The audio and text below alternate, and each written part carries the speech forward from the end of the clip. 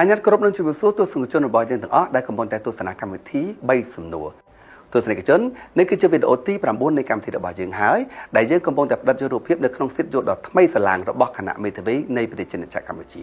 หายครบไปเวลาดักชมบาดชุบตัวสนิทจนคือยังตายแต่เลือกโยประเทศระบอบไม่มวยมาเดเช็คในขนมกรรมวิธีหายประเทศระบอบไทยนี้คือจะประเทศระบอบเตะตรงจมูกหนึ่งใกล้สัญญาใส่ประดักชมบาดหนึ่งชุบจมูกหนึ่งวัตมีนลูกไซเมตาวิเตปพอลแต่ลูกไซคือจะสมาชิกขณะเมตาวิในประเทศจีนจากกัมพูชีหนึ่งเช่นเมตาวิในกรมเมตาวิเจสิลออันนี้จำเรียบซัว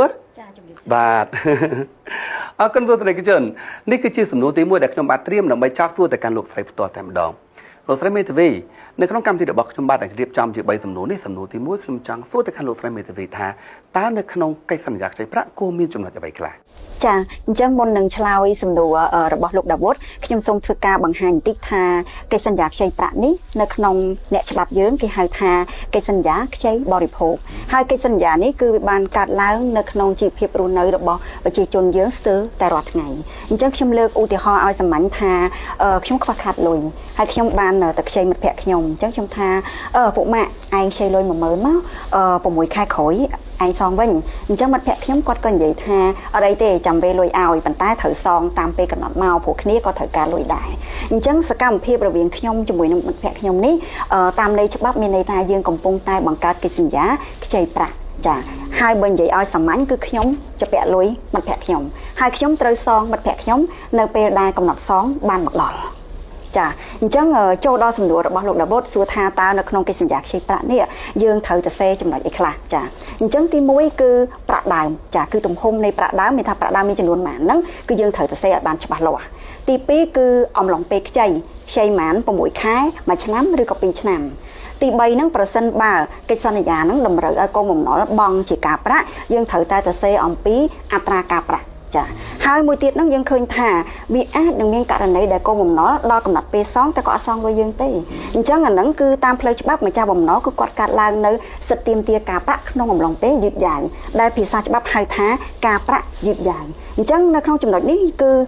យើងគួរតែសរសេរដែរថាតើការប្រាក់យឺតយ៉ាវហ្នឹងចំនួនប្រមាណ 10% ឬក៏ 15% អីអញ្ចឹងទៅចានេះគឺជាចំណុចទូទៅមួយហើយជាចំណុចដែលចាំបាច់មួយនៅក្នុងការសរសេរកិច្ចសន្យាខ្ចីប្រាក់ខ្លីប៉ុន្តែច្បាស់លាស់តែម្ដងជាមួយនឹងចម្លើយរបស់លោកស្រីបន្តទៅកាន់សំណួរទី2របស់យើងលោកស្រីតើមានបញ្ហាដែរទេប្រសិនបើកិច្ចសន្យាខ្ចីប្រាក់របស់យើងមិនមានការសរសេរជាលាយលក្ខណ៍អក្សរ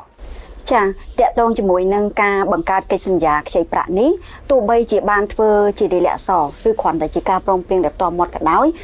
វាមានអានុភាពតាមផ្លូវច្បាប់ដូចគ្នាចាប៉ុន្តែមានបញ្ហាខ្លះៗដែរដែលយើងត្រូវធ្វើការកត់សម្គាល់ចំណុចទី1ហ្នឹងគឺយើងមានភាពពិបាកនៅក្នុងការបង្ហាញផុសតាងនៅពេលដែលពួកគាត់មានបញ្ហាជាមួយគ្នាចាអញ្ចឹងឧទាហរណ៍ថាដល់កំណត់ពេលសងកូនបំណុលអត់សងប្រាក់ទេហើយម្ចាស់បំណុលបានប្តឹងកូនបំណុលទៅតុលាការកូនបំណុលក៏ឆ្លើយថាអត់បានខ្ចីផងអញ្ចឹងតើយើងមានឯកសារអីយកមកធ្វើការបញ្ជាក់បើយើងអត់បានធ្វើជាទីលាយអក្សរផងហ្នឹងបើសិនបើយើងមានជាសាក្សី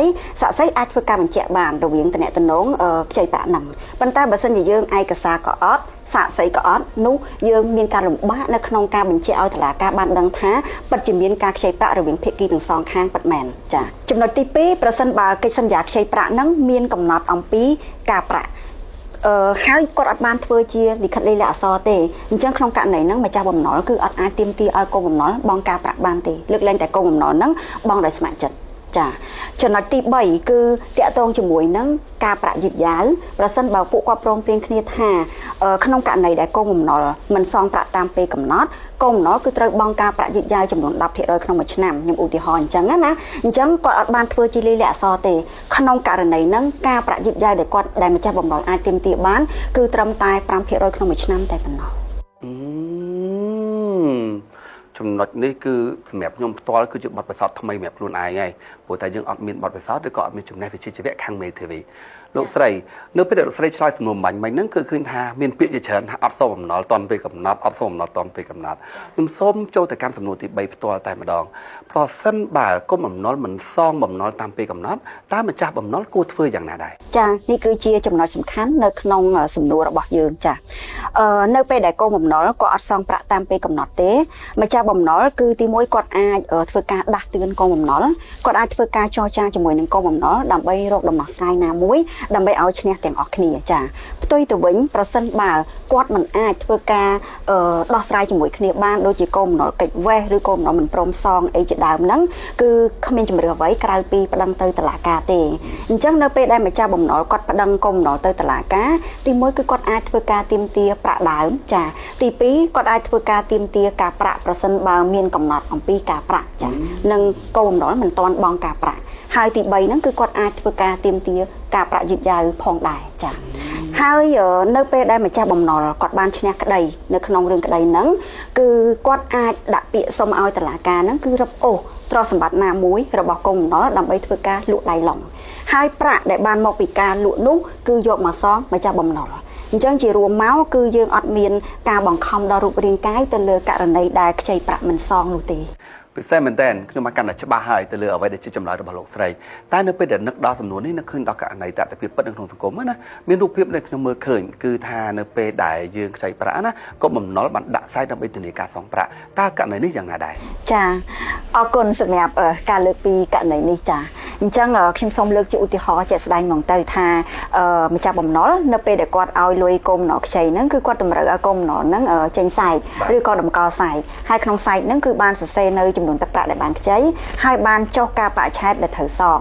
ដោយគាត់រំពឹងថានៅពេលដែលកំណត់សងបានមកដល់គាត់នឹងយកសាយហ្នឹងទៅបើកលុយចាហើយខ្ញុំគិតថាពេលដែលកូនបំណុលចេញសាយហ្នឹងគឺភាគច្រើនសាយហ្នឹងគឺអត់មានលុយទេពីព្រោះបើសិនជាគាត់មានលុយក៏អត់ចាំបាច់ទៅខ្ចីលុយម្ចាស់បំណុលទេយើងគិតឲ្យសាមញ្ញណាចាអញ្ចឹងការធ្វើបែបនេះវាមិនមែនជាការធានាទៅតាមផ្លូវច្បាប់ទេចាមួយវិញទៀតគឺកូនបំណុលហ្នឹងគឺគាត់អាចប្រឈមនឹងបញ្ហាបទល្មើសដែរចាដែលភាសាច្បាប់យើងហៅថាបទល្មើសពីការមិនអនុវត្តកាតព្វកិច្ចចំពោះឧបករណ៍ដែលអាចជួញដូរបានដែលយើងហៅសាមញ្ញថាការចេញសាយស្អុយឬសាយអត់លុយនឹងហើយចាអញ្ចឹងគាត់កូនបំណុលគឺគាត់ត្រូវតែមានការប្រុងប្រយ័ត្ននៅក្នុងការប្រើប្រាស់សាយមិនយើងចិត្តតែចេញទេបើមិនជាយើងចេញសាយខណៈពេលដែលគណនីរបស់យើងអត់មានលុយគឺយើងអាចប្រឈមនឹងបទល្មើសដូចខ្ញុំបានលើកឡើងអញ្ចឹងចាអញ្ចឹងជារួមមកពាក់ព័ន្ធជាមួយនឹងបញ្ហាខ្ចីប្រាក់នេះប្រសិនបើយើងអត់មានលុយសងទេมันមានទោសទណ្ឌដល់ជាប់គុកអីទេចាប៉ុន្តែប្រសិនបើយើងចេញសាយអត់លុយនោះយើងប្រឈមនឹងបទល្មើសហើយកាលណាយើងប្រឈមបទល្មើសគឺយើងអាចនឹងប្រឈមនឹងទោសទណ្ឌនឹងផងដែរចាអរគុណដល់លោកស្រីមីធីវីមែនតើបានចំណាយពេលវេលាដ៏មានតម្លៃចូលរួមជាមួយនឹងកម្មវិធីដែលឡែកមុននឹងបញ្ចប់លោកស្រីមានពាក្យអីផ្ដាំផ្ញើទៅកាន់ទស្សនិកជនរបស់យើងអត់សូមអញ្ជើញចាជាចុងក្រោយនាងខ្ញុំសូមផ្ញើសារថាអញ្ចេះបញ្ហាផ្លូវច្បាប់គឺជាបញ្ហាសំខាន់អញ្ចឹងនៅពេលដែលបងប្អូនចង់ធ្វើប្រតិបត្តិការដែលពាក់ព័ន្ធជាមួយផ្លូវច្បាប់ប្រសិនបើអាចហ្នឹងគឺអាចនឹងសួររកអ្នកច្បាប់ចាសួរយោបល់ពីអ្នកច្បាប់អីជាដើមដើម្បីឲ្យយើងបានដឹងអំពីសិទ្ធិរបស់យើងជាដើមហ្នឹងមួយវិញទៀតការទស្សនានៅកម្មវិធីច្បាប់គឺបានផ្ដល់អត្ថប្រយោជន៍ដល់បងប្អូនច្រើនមែនតើពីព្រោះយើងអាចនឹងត្រៀមខ្លួនជាមុនហើយពេលដែលយើងមានរឿងកាត់ឡើងយើងដឹងថាត្រូវទៅផ្លូវណាទៅផ្លូវណីជាដើមចាអញ្ចឹងដូចជាកម្មវិធីយើងនេះគឺជាកម្មវិធីដែលមានអត្ថប្រយោជន៍ណាស់សម្រាប់ប្រជាជនចាបាទអរគុណច្រើនមែនតើបាទអរគុណហើយក៏អរគុណដល់ទស្សនិកជនរបស់យើងទាំងអស់ដូចគ្នាដែលបានចំណាយពេលវេលាដ៏មានតម្លៃទស្សនាជាមួយនឹងកម្មវិធីរបស់យើងកម្មវិធី3សំណួររបស់យើងក៏ដល់ទីបញ្ចប់នៅក្នុងពេលនេះយើងខ្ញុំទាំងអស់គ្នាអនុញ្ញាតគ្រប់នឹងជម្រាបលា